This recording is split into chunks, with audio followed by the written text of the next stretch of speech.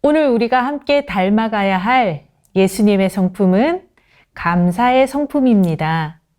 함께 읽을 하나님의 말씀은 누가복음 17장 16절입니다.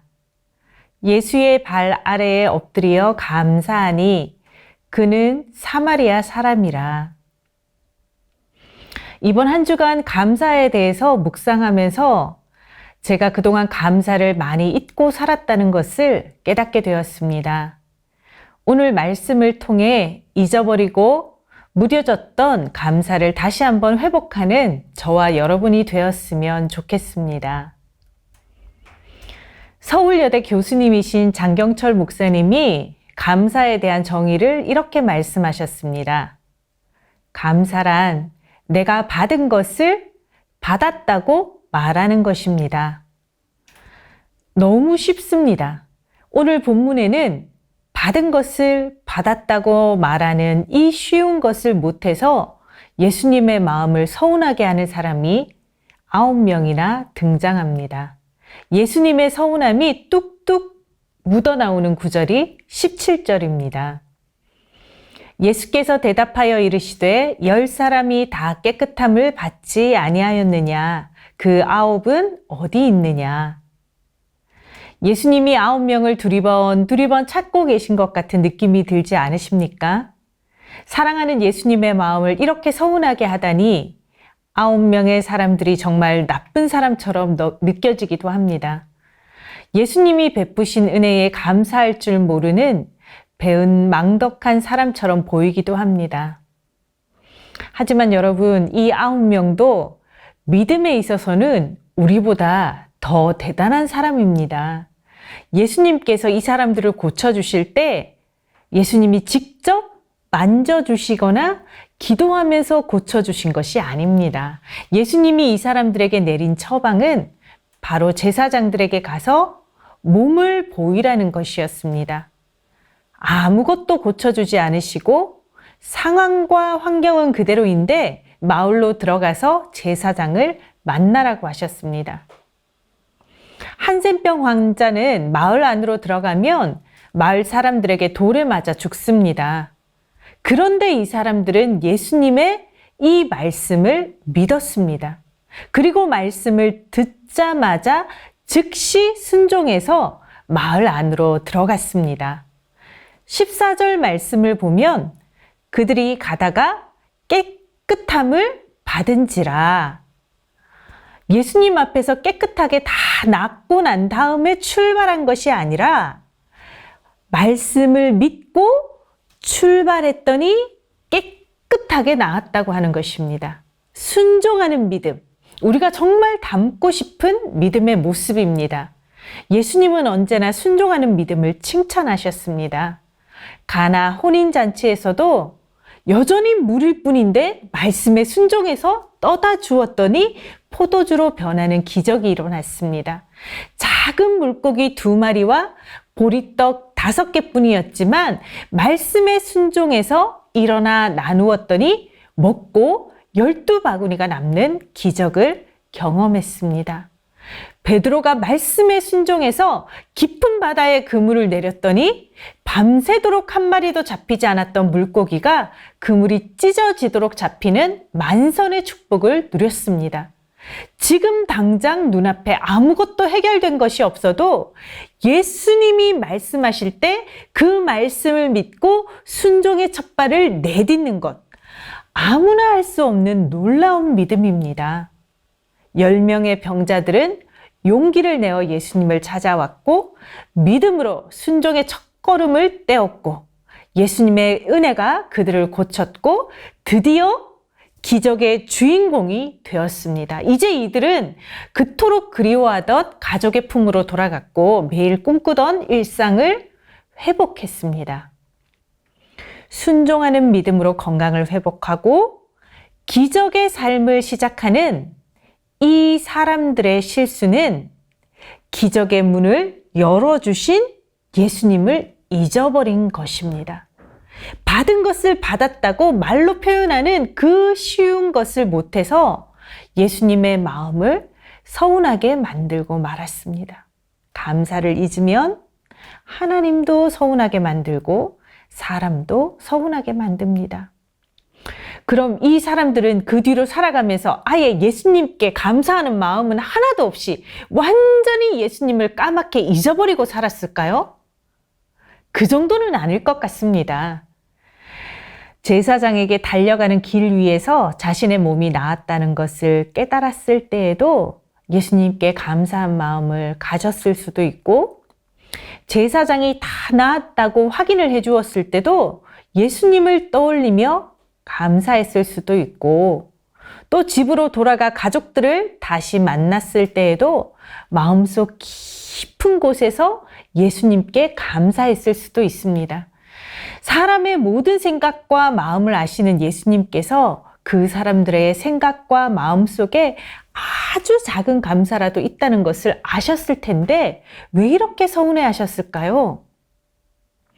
감사는 말과 행동으로 표현할 때 감사이지 그냥 마음속에 담아놓는 것은 감사가 아니기 때문입니다.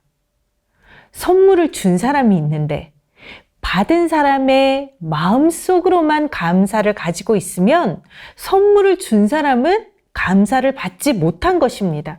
감사는 준 사람과 받은 사람 사이에서 잘 받았다고 말로 표현해야만 감사인 것입니다. 여러분 기억하세요. 우리의 마음속 깊은 곳까지 다 아시는 하나님이시지만 감사만큼은 마음속에만 두는 것을 인정하지 않으십니다.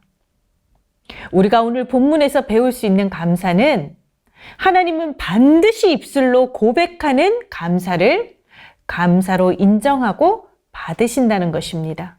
우리 예수님은 받은 것을 받았다고 인정하며 돌아와 말로 감사를 고백하는 한 사람에게 이렇게 말씀하셨습니다. 18절입니다. 이 이방인 외에는 하나님께 영광을 돌리러 돌아온 자가 없느냐. 예수님은 돌아온 한 사람이 표현한 감사를 하나님께 영광을 돌리는 행위와 똑같다고 인정해 주시는 것을 볼 수 있습니다. 시편 50편 23절에도 예수님이 말씀하신 것과 동일한 말씀이 등장합니다. 감사로 제사를 드리는 자가 나를 영화롭게 하나니 그의 행위를 옳게 하는 자에게 내가 하나님의 구원을 보이리라.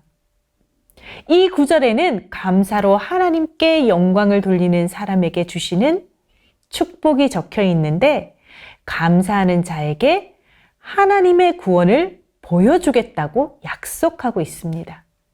예수님께서는 시편의 말씀을 오늘 예수님께 돌아온 한 사람에게서 성취하고 계십니다. 누가복음 17장 19절 말씀입니다. 일어나 가라.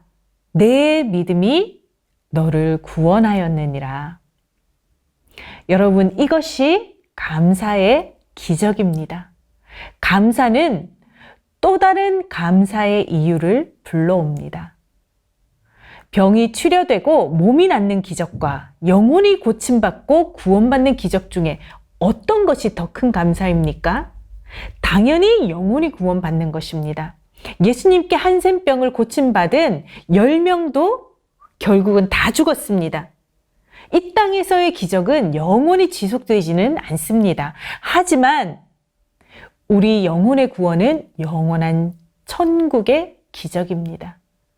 예수님께서 감사하는 자에게 구원이라는 더 큰 감사의 이유를 더해 주신 것입니다. 저는 선물을 받은 적도 많이 있지만 선물을 준 적도 많이 있습니다. 대부분 선물을 주고받을 때는 서로 감사를 말로 표현하면서 서로의 관계가 더욱더 돈독해지는 것을 느낍니다. 하지만 선물을 주고도 찝찝했던 경험이 한 번 있습니다. 분명히 얼굴을 보면서 선물을 전달했는데도 앞에서 고맙다는 말을 듣지 못했습니다.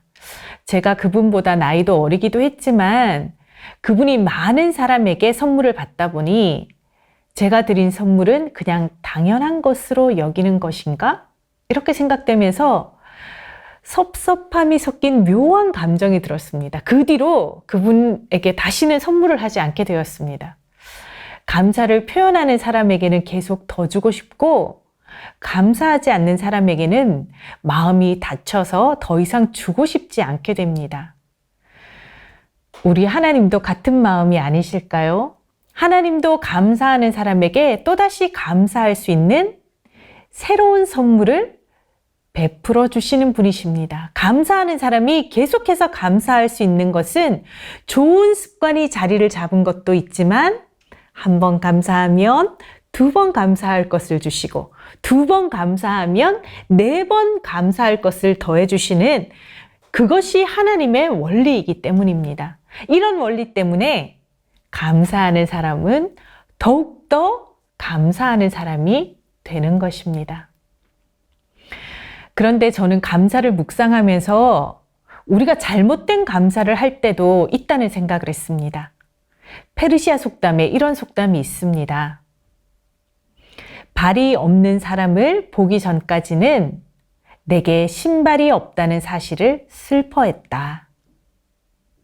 내가 가진 것에 감사하지 못하는 사람들에게 내가 가지고 있는 것이 얼마나 귀한지를 알려주는 좋은 속담이라고 생각합니다.